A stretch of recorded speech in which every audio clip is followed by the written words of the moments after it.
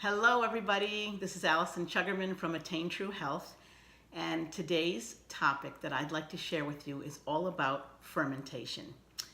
Now, believe it or not, fermentation is thousands of years old, and it started when a microbiologist was analyzing people's gastrointestinal tracts, and he found that the microorganisms in a healthy person's intestinal tract were very different than in people who were ill. So when he realized that there was such a thing as good bacteria and bad bacteria, he actually named the good bacteria called it probiotics. And probiotic literally stands for life. So I'm sure you've all heard of antibiotics, and antibiotics are what we take when we're not feeling well, and their job is to get rid of either bad bacteria, and in the process they sometimes get rid of some of the good bacteria too. It's just the nature of the being. And so what we're trying to do in today's world is to increase the amount of probiotics in our gut. And the reason being is that our gut health, they have found, is greatly connected to our immune system and also connected to our brain health. So there's what we call the brain-gut axis. So if your gut is healthy, then the rest of your body's hopefully going to be healthy as well. So fermentation is literally a process, and it's been known to produce the finest wines in the world. It's also known to produce some of our basic staples, such as breads and yogurts and coffee and beer. But today, what I'd like to do is tell you why we're fermenting, what the benefits are, and we are going to make a simple sauerkraut because it's one of the main fermented foods that are out there. But this sauerkraut that you can make with 3 simple ingredients, which is literally cabbage, salt, and a little water, is so much more healthy than the sauerkraut that you see in those bags that are usually next to the hot dogs or the bratwurst in the grocery store. This one is going to contain beautiful, beneficial probiotics, which are going to improve your gut health. So during the refresh, the body and mind refresh that I do, during the 3rd week, now that our bodies are prepared, we're introducing more raw and fermented foods into our diets. And so this is the one that trips people up the most because they're not used to, that people don't even know what a fermented food is. So all you need to know is that fermented foods are those foods that have been fermented to grow beneficial bacteria. And some of them include kefir. If you've never heard of the word kefir before, it's kind of like an effervescent yogurt drink. And it can come in cow's milk form, and it can also come in goat milk or coconut milk. So during a refresh, we're not really doing cow's milk, so you want to look for kefir that is made from a non-dairy milk or goat or coconut milk. Another place that you can find fermented foods is kombucha. Kombucha is actually a tea, and it's been, the black tea has been made, it's been dissolved with, or sugar's been dissolved in it, and then we add in something called a SCOBY, SCOBY, which stands for Symbiotic Culture of Bacteria and Yeast. So remember, the fermentation process is literally fermenting some type of a bacteria to grow into something that's beneficial for our bodies. So kombucha is another drink that you can have. Of course, yogurt has probiotics in it. If you've never heard of miso soup, which is typically found in a Japanese restaurant, that would be a fermented soybean. I mentioned sauerkraut. Let me see if I can think of any others. Tempeh. And then there's a product called kimchi, which is a really unique Korean dish where they ferment cabbage. But the sauerkraut that we're going to make today is so simple, you're not going to believe your eyes. But before we begin, let me just tell you a couple more of the benefits of fermentation.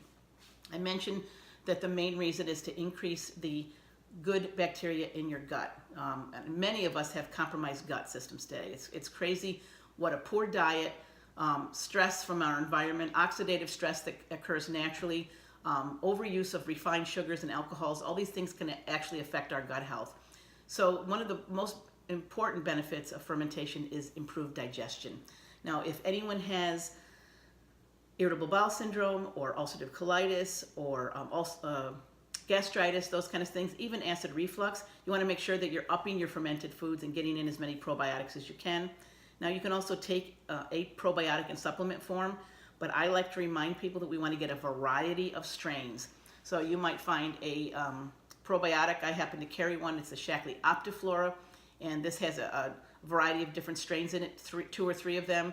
The Life Shake, the Shaklee Life Shake that I recommend to all my clients has another form. It's a spore form of a probiotic. So you want to remember to get a variety of forms of strains, and some of the strains go by the name of acidophilus and bifidus and thermophilus. And that way, the more strains you have in the body, the more they will multiply and germinate and colonize together and form an amazing ecosystem in your intestinal tract. So improved digestion is one of the main benefits. Actually, fermentation or eating foods that are contain high probiotics will improve the nutrient absorption of the other foods you're eating, because it makes your gut healthier and it improves the bioavailability of other nutrients. So that's a huge benefit.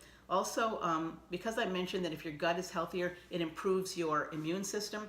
So it's fermentation, eating fermented foods and taking probiotics as a supplement is really going to improve your overall disease management system in your body. It just makes you healthier overall.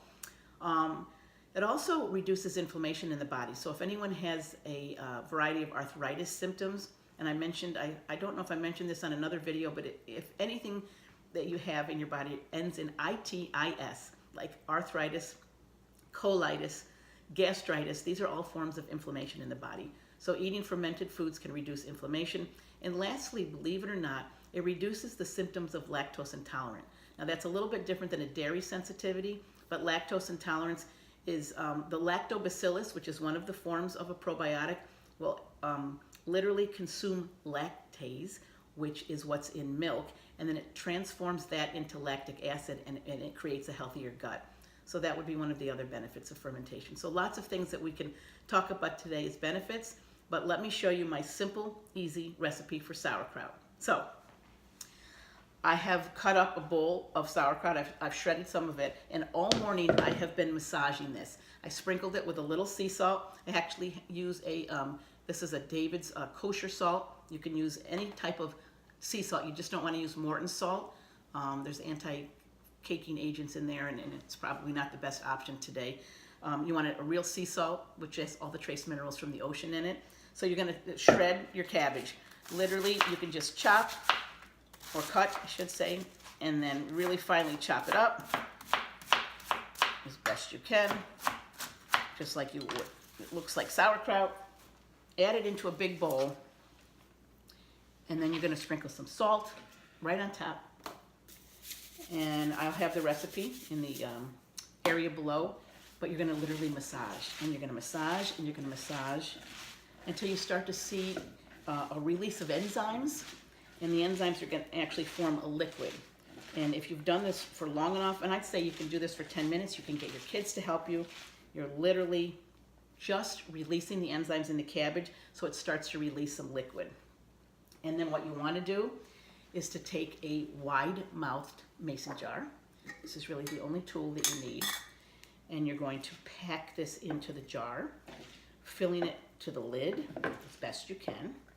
And usually a whole cabbage, and I've only done a half a cabbage here, but a whole cabbage will probably do 2 mason jars. Oops.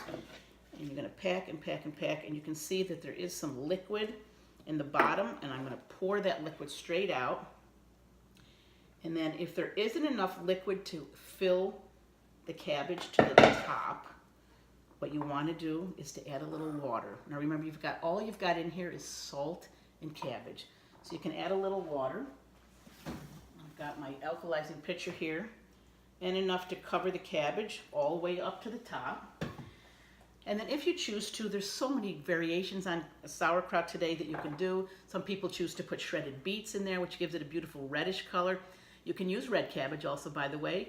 Some people choose to add shredded carrots, maybe some onions, those kind of things. But you want to make sure that you're packed in as best you can. And then, if you choose to, you can add in some caraway seeds.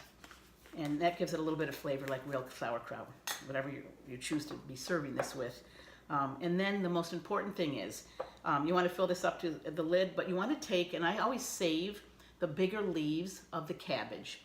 And then what we're going to do is cover this so that no air is getting in. So the entire jar is covered by a big, large leaf of cabbage. And then the only other tool that you really need to make this sauerkraut, literally, is a rock. I have a beautiful river rock here that I've cleaned, because you want to make sure that the cabbage that you're fermenting is totally submerged in the water and stays that way. Sometimes things tend to float to the surface, and that leaf, that big cabbage leaf that you're covering it with will keep it down, but that will even keep it down even farther. So now I would cover this with a dish towel or a piece of cheesecloth or even a paper towel with a rubber band. You don't want to put the lid of the jar back on because that won't allow it to ferment. You want to let the air circulate in there for a couple days, and then you're going to do some testing. This is the simplest thing, but you want to know how you want to choose the flavor of your sauerkraut. The longer it sits out, now remember, you're not putting this in the refrigerator, it's sitting out on the counter. What's going to happen is after a couple days, it'll start to ferment. You'll actually see bubbles start to form and rise to the surface. And at that time, you can put the lid on and leave it on the counter for another couple days. Some people, depending upon the taste of their sauerkraut, will either choose to serve it or put it in the fridge and eat it after 5 days. Some people choose to leave it out 7, 8, 9, 10 days. It's totally up to you. Depends on how you like it. Once you think it's ready, and all you need to do, pull off the rock and the leaf inside and just take a taste. If it's to your liking, if it's got that little effervescent taste to it, and a little salty and a beautiful crunch, then you can keep it in the fridge for probably up to 2 to 3 weeks. So that's all there is to fermenting cabbage and making sauerkraut. 3 easy things: water, salt, and cabbage, and a couple mason jars, and you're good to go. And remember that this is healthy bacteria for your gut, and you can't get enough probiotics into your diet. So happy fermenting. I hope that helped, and I actually hope you give it a try.